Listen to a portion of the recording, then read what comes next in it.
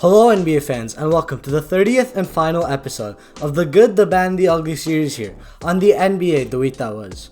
In the 30th and final episode of this series, I'll be analyzing the Washington Wizards and what went well for them this year, what could be worked on moving forward, and how I think they'll be doing when the season officially resumes in Orlando.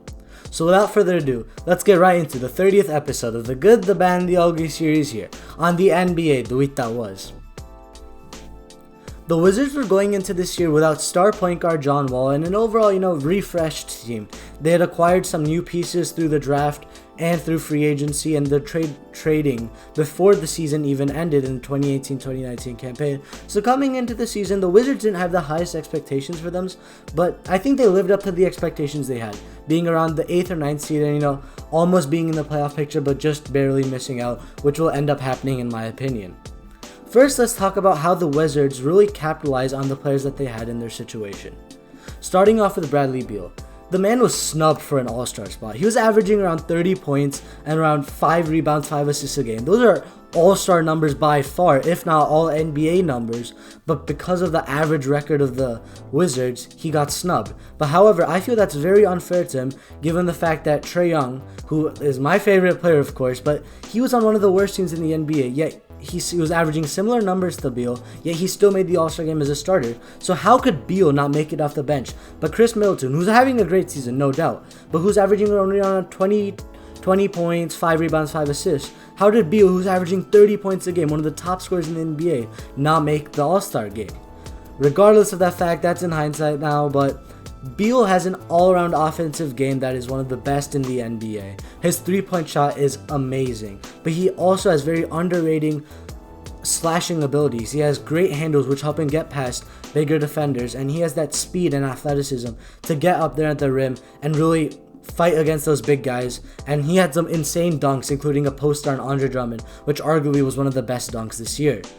Beal also has an above-average defender when he's playing with better players. This year, he wasn't the best on defense because he was putting so much load on himself on offense. He didn't have the energy to, play the similar defense that he has in the past.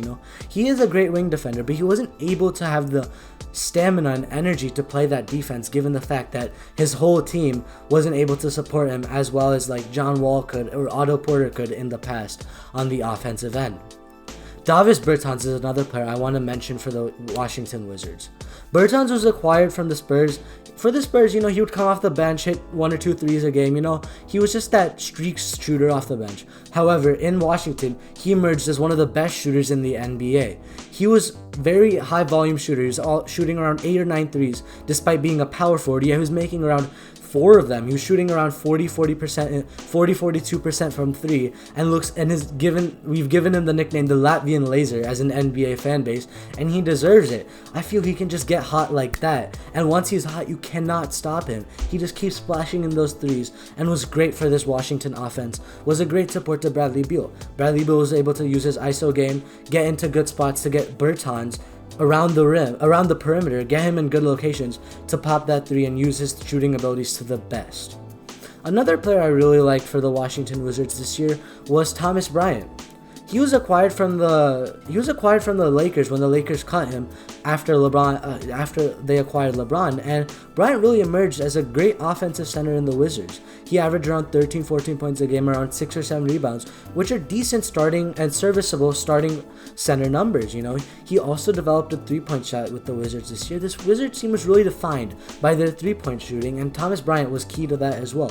From being a stretch 5, he was able to splash those threes, but he's also very underrated as a post scorer, and I really liked how he was able to, he didn't dominate the bubble. Whenever he got the ball, he really capitalized on his opportunities and used his athleticism and size in the paint to get those easy buckets down low. Another player I want to mention is their rookie first-round pick, Rui Hachimura. While he didn't look too good to start the year off, as he got used to the NBA, the 21-year-old really, he emerged as a scoring first power forward in this league. He has a great mid-range game. He has a very traditional game.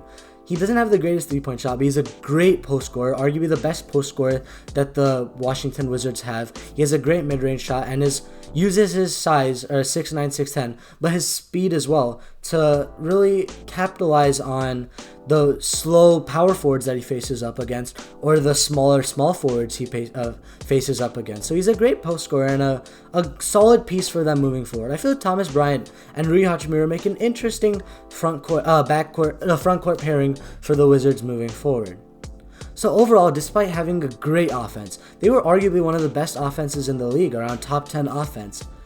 By far, in NBA history, the Washington Wizards were the worst defense in NBA history. It was appalling how horrible they were on defense. They were not efficient. They were not able to match the pace of other teams. They just couldn't play defense. Bradley Beal, being a decent defender, wasn't able to use his defense because of how much load he was taking on offense.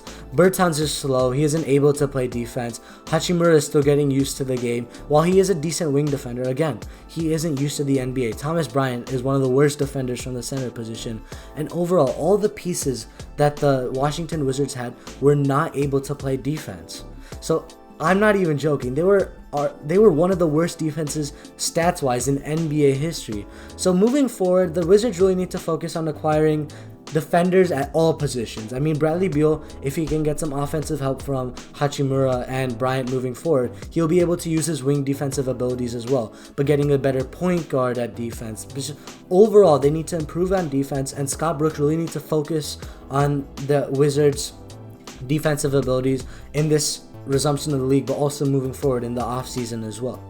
Speaking of when the season resumes, I feel that the Wizards will not make the playoffs given their far distance from all the rest of the teams in the playoff picture, and this should just be seen as a time to really grow their players on the defensive end, as I keep on emphasizing.